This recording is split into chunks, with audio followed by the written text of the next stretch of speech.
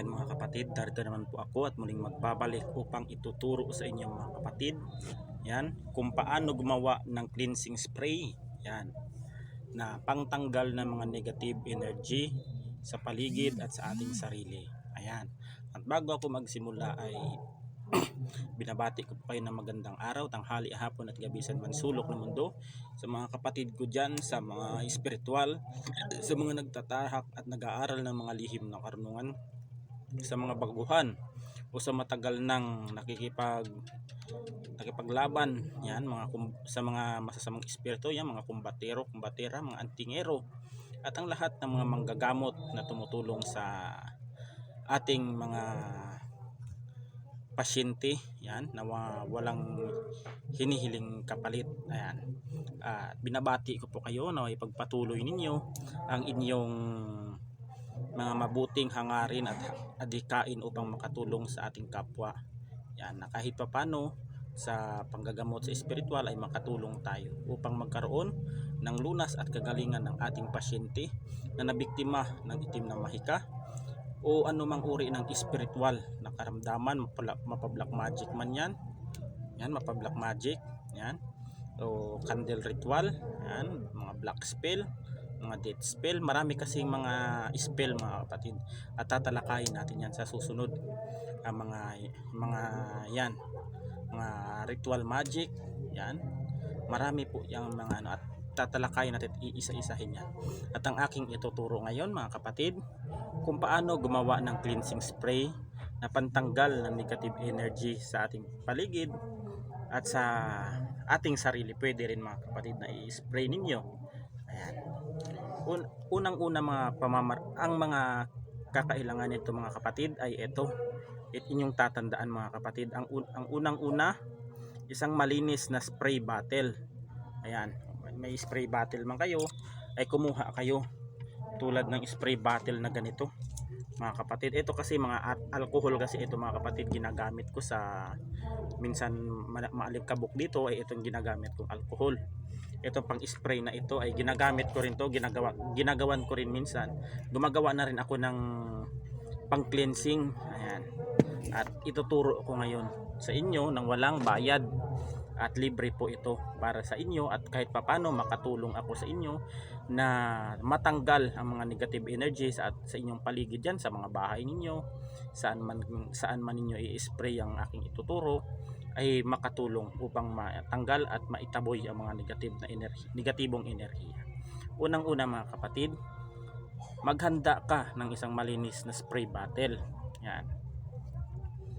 Ang pangalawa mga kapatid, maghanda ka ng mga pinatuyong balat ng kahil, dalandan o anumang maasim na prutas. Yan tulad ng mga kalamansi, dalandan, lemon at maasim na mga prutas. Yan ang inyong mga kapatid, at madumi pa ang kuko ko. Yan ang inyong ihahanda. Yan. Pangatlo ay ang asin. Pang-apat, tubig mga kapatid. At dinikdik na balat ng itlog. Yan po yung tinatawag na shell, pamputi na tinatawag dito sa amin yan sa Antique ay lukaba. Yan, ang shell na itlog ay dikdikin po ninyo yan ng durog, pinong-pino mga kapatid, at pamintang durog at buo. Yan. Magpamili na kayo dyan kung ang pamintang buo ay durugin ninyo, mas maganda, o mas maganda rin na pamintang durog para mas maganda ang timpla. Ayan. Ito ang susunod ninyong gagawin mga kapatid. Inahanda na ninyo ang aking mga binabanggit. Di ko na ipapakita yung demo sapagkat sinabi ko na sa inyo at ituturo ko na ang mga procedure. Ayan. At ang pangalawang pamamaraan mga kapatid ay pagsama-samahin lamang ito. Yan mga kapatid, pagsama-samahin nyo ang mga sangkap sa loob ng spray bottle. Yan, ihalo ninyo silang lahat at gagawin niyo ang proseso sa araw ng linggo. Yan, sa araw ng linggo, basta kahit anong oras, basta linggo mga kapatid. Hintayin ninyo mga kapatid na lumipas ang isang linggo. Yan, bago ninyo gamitin ang pinaghalong iyon ay maghintay kayo ng isang linggo pa bago ninyo gamitin ang nagawang cleansing spray. Ayan. Pagkatapos ng 3 linggo o natapos ng isang linggo na yon, nung pagka-Lunes, pwede na kayong mag-spray. Ayan.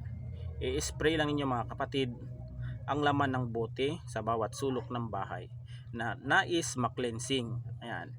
Maari itong gamitin 3 beses sa isang linggo. Maaari rin itong i-spray sa inyong sarili para matanggal ang mga negatibong enerhiya, yan, mga negative energy at kung ano man ang mga nakaano sa ating sa ating katawan. Yung mga may mga pinadala ng mga negatibong enerhiya tulad ng mga evil eye, yan. Lalong-lalo na ngayon, napakadami na ngayong mga evil eye. Yan, lalo sa mga taong mainggitin sa kapwa.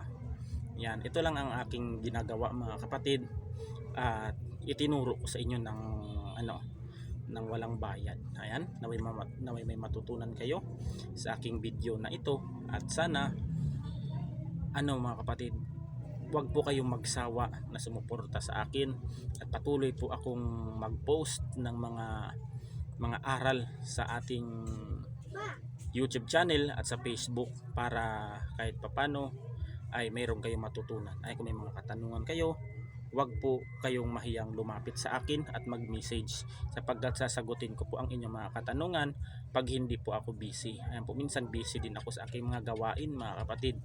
Yan lang sa mga tao na minsan tinatadtad na ako ng tawag. Ayan, ay pagpaumanhin ninyo mga kapatid, busy din kasi ako minsan sa aking mga trabaho. Yan, minsan may mga pasyente ako na pumupunta dito kahit minsan din ako nakakalabas ng bahay dahil sa gamutan mapa-actual o online. Yan, sa mga client ko sa pagpapareading sa akin ay dyan po tayo mga kapatid. Busy din kasi ako sa lalo na sa gamutan, sa paggawa ng mga pangontra. Yan, kaya minsan na lang ako nalabas ng bahay. Nakakalabas man ako ng bahay ay bumabalik agad ako gawa nung may mga schedule ako sa online, sa mga online na aking gamutan. Yan, naway maintindihan ninyo ang aking mga mga kapatid, ang aking mga sinasabi sa inyo na masasagot natin yan ang inyong mga katanungan basta hindi lang tayo busy. Yan. At minsan mga kapatid ay ini-schedule ko na lang ang aking mga pasyente dahil po mga kapatid ay meron talaga tayong dapat na na oras o araw para hindi po sila magkakagulo sa ating schedule. Yan lang. Hanggang dito na lang mga kapatid at God bless us all. Huwag po ninyong kalimutang i-like, i-share, i-subscribe ang aking YouTube channel na Maestro Apo at ang aking Facebook page na Hashim Sandal Ponte Tagramaton. Yan, sa magpapagamot dito sa magpapagamot aktwal. Yan, dito sa Panay ay i-PM nyo lang ako. Dito sa Panay lang mga kapatid. Pero kung nasa ibang lugar na ang gamutan ay po mga kapatid, pag-usapan din natin mga kapatid yung pamasahe kasi po wala po akong pera na papunta dyan sa inyo sapagkat ako'y manggagamot lang na kasi ang kita ng mga manggagamot na sa paggagamot ay hindi po talaga gaano kalakihan. Ayan lang ang ko sa inyo. At kung may mga sa mga malalayong lugar, pwede naman natin pag-usapan yan at i-PM natin. Pero sa Panay, kung dito sa Panay, Mapakalibo, yan, Iloilo, kung makakapunta man kayo dito sa akin, Iloilo, Capiz, yan, San Jose, kung makakapunta man kayo dito sa akin na personal, ay gagamutin natin aktwal. Mas maganda po ang aktwal kaysa sa mga kapatid sa sa online, kasi ang online po mga kapatid, putol-putol ang signal minsan. Kasi may time dito sa amin na naggagamot ako ay putol-putol ang signal, gawa po ng madami din pong mga nakakunik sa piso wifi.